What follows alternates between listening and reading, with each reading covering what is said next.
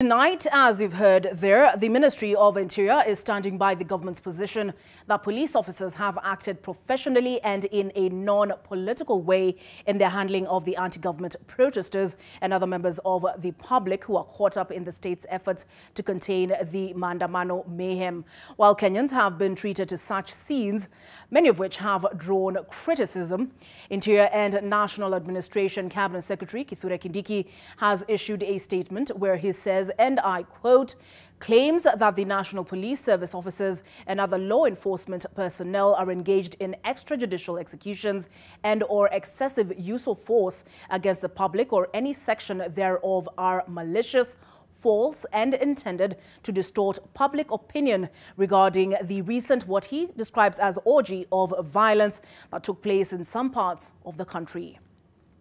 The Cabinet Secretary also adds that, quote, the architects of the, quote, false and distorted narrative bear the greatest responsibility for planning, financing and executing heinous crimes. He goes on to say that the National Police Service and other national security organs remain neutral, impartial and professional and shall not, he says, be drawn into political, ethnic or such other sectarian nuances whatsoever. The Cabinet Secretary continues to state that the architects of the narrative bear the greatest responsibility for planning, financing and executing the protests. The Cabinet Secretary also says that investigative agencies are analyzing evidence to prosecute the planners.